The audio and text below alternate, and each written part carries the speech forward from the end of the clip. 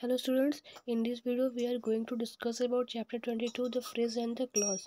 इस चैप्टर में हम लोग पढ़ेंगे फ्रेज के बारे में, क्लॉज के बारे में। सबसे पहले देखते हैं कि फ्रेजेस क्या होते हैं। A group of word without a verb, ठीक है, जो ग्रुप ऑफ वर्ड्स होते हैं जिनमें वर्ब नहीं होता, without a verb is called phrase. More ever a phrase does not give a complete sense, जो फ्रेज होते हैं वो कंप्लीट सेंस नहीं देते हैं ना। A phrase has neither a subject not an object और अ प्रेडिकेट, मतलब जो फ्रेज होता है ना ही में सब्जेक्ट होता है, ना ही कोई ऑब्जेक्ट होता है, ना ही प्रेडिकेट होता है। ठीक है, कहने का मतलब वही कि इसमें जो मीनिंग होती है वो हिडन होती है। जैसे कि on the table is a group of word, on the table क्या है, ग्रुप ऑफ वर्ड्स है, बट विदाउट अ वर्ब, लेकिन वर्ब नहीं है। इट इज नदर a subject not a predicate, इसमें सब्जेक्ट भी नहीं है, प्रेडिकेट भी नहीं है, इसलिए इसे फ्रेज कहा जाता है।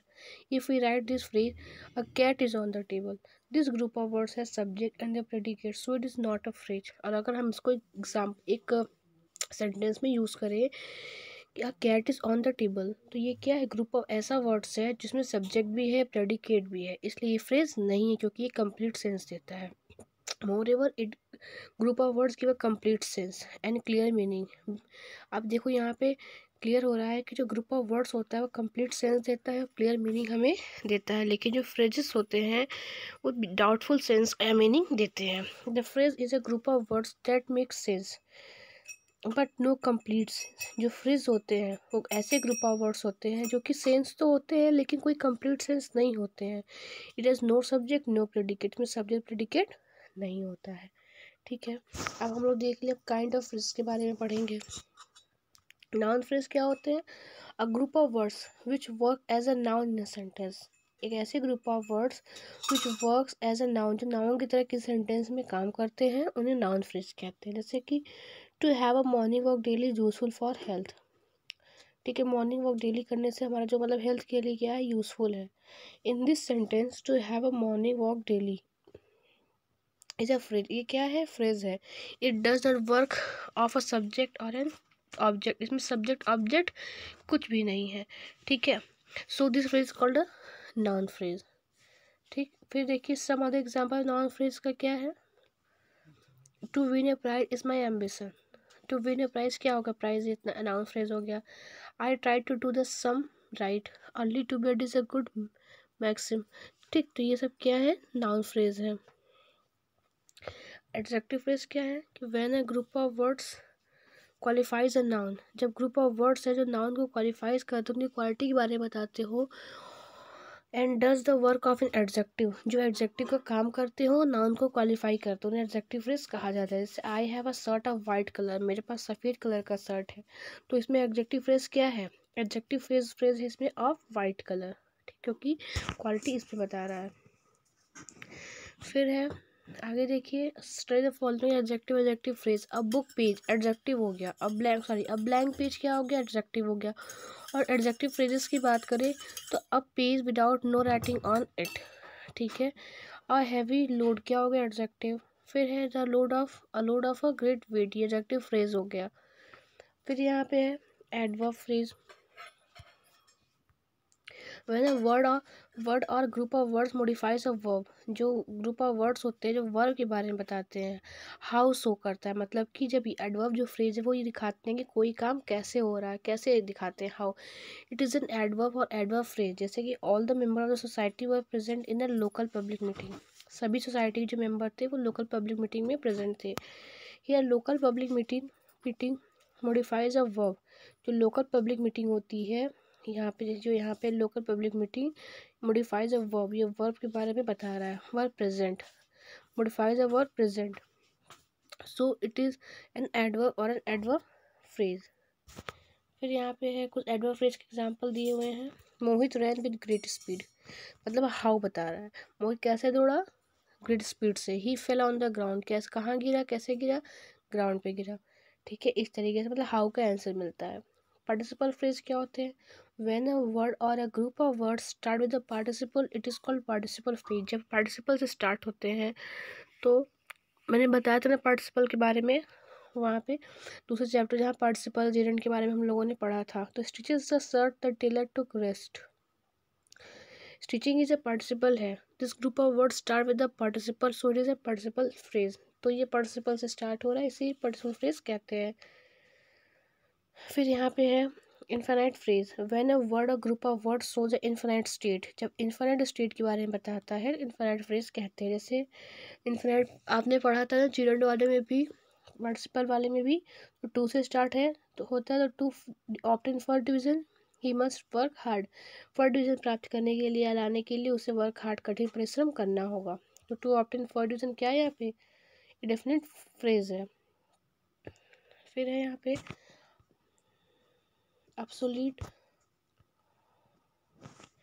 अब्सोल्यूट फ्रेज है, ठीक है। यहाँ पे क्लॉज है, आप देखिए क्लॉज क्या होते हैं। क्लॉज इज सेंटेंस, क्लॉज ऐसे सेंटेंस होते हैं which is a part of a large sentence, जो कि लार्ज सेंटेंस के पार्ट होते हैं। मतलब जो क्लॉज होता है वो मोस्टली में लार्ज सेंटेंस में, लार्जर सेंटेंस में मिलता है। The larger sentence can be complex और कंपाउंड सेंटेंस, जो लार्जर सेंटेंस होता है वो तो कंपाउंड या कॉम्प्लेक्स सेंटेंस हो सकता है। Each large sentence must have 2 और मोर सेंटेंस, जो लार्ज सेंटेंस होते हैं उसे मोस्टली 2 या उससे अधिक सेंटेंस होते हैं, उसी को क्या कहते हैं, क्लॉज। हाउ कैन वी जज whether it is a phrase और क्लॉज,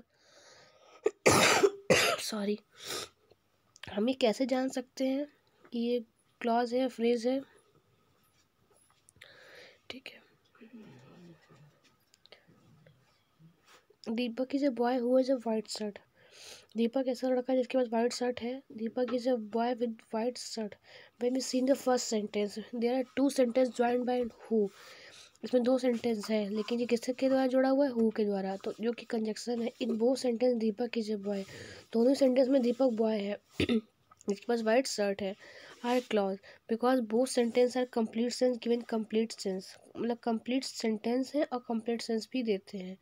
लेकिन सेकंड सेंटेंस की बात करें, if it is one sentence in which with a white shirt is a group of words, second में क्या है, with a white shirt is a group of words है, without a verb, इसमें verb नहीं है, does not have a subject और predicate भी नहीं है, विद ठीक है, विद द वाइट शर्ट में सब्जेक्ट प्रेडिकेट भी नहीं है, तो इसे क्या कहेंगे, फ्रेज कहेंगे, नॉट अ क्लॉज। मतलब क्लॉज में आगे देखिए, a group of word which है subject and predicate and which form parts of the larger sentence called a clause, group of words जिसमें कि सब्जेक्ट एंड प्रेडिकेट होते हैं and which forms a part of a larger sentence, और parts of larger sentence बताते हैं। जैसे कि पहला था ना, who has a white shirt, Deepak is a boy who has a white shirt, तो ये है क्लॉज, ठीक। और नीचे विद द वाइट शर्ट है, ठीक, तो इसमें क्या होगा, फ्रेज होगा।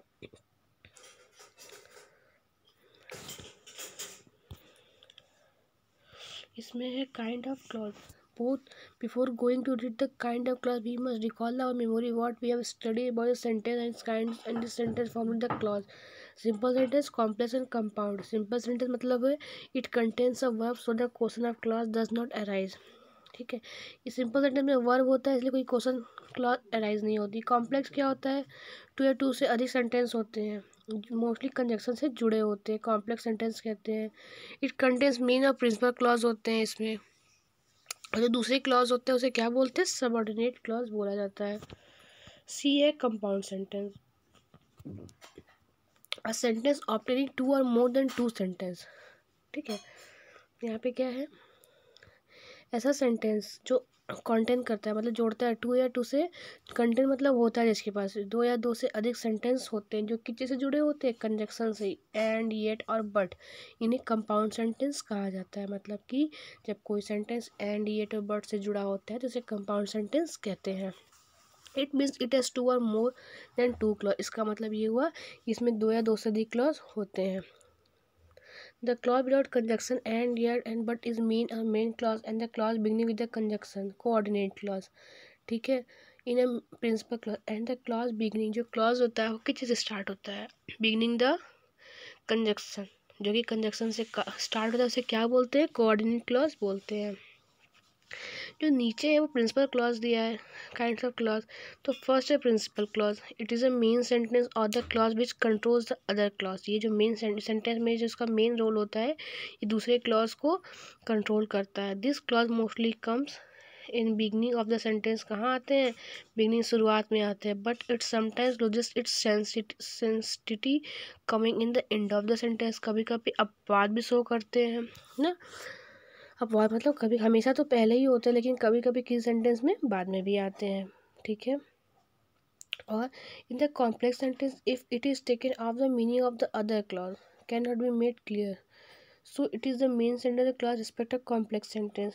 But in compound sentence if it is taken of, अगर इसे लिया जाता है कंपाउंड सेंटेंस में, it does not matter because the meaning of the remaining clause will be clear, क्योंकि इसमें मीनिंग इसकी क्लियर होती है। तो पढ़ने से अच्छा हम एग्जाम्पल से स्टार्ट करते हैं, देखना ज़्यादा क्लियर होगा।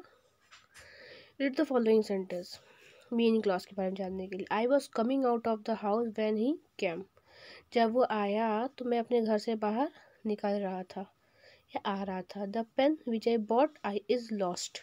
Here in sentence 1 is the main clause mostly. I was coming out of the clause house, ये क्या है, मेन क्लॉज है, ठीक। Mostly used in the beginning of the sentence, जो कहाँ यूज होते हैं, मोस्टली सेंटेंस के बिगनिंग में होते हैं।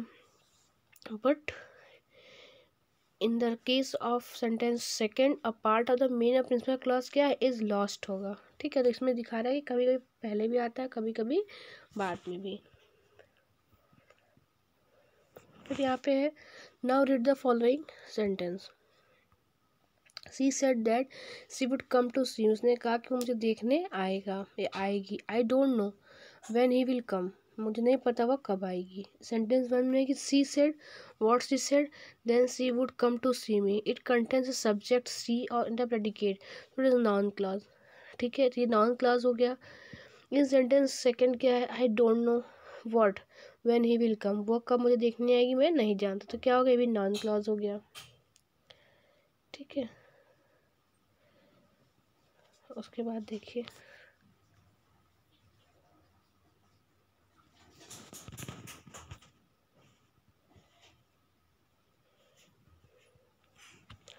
फिर है एडजेक्टिव क्लॉज हो गया यहाँ पे, और एडजेक्टिव क्लॉज मैंने पढ़ाया था ना।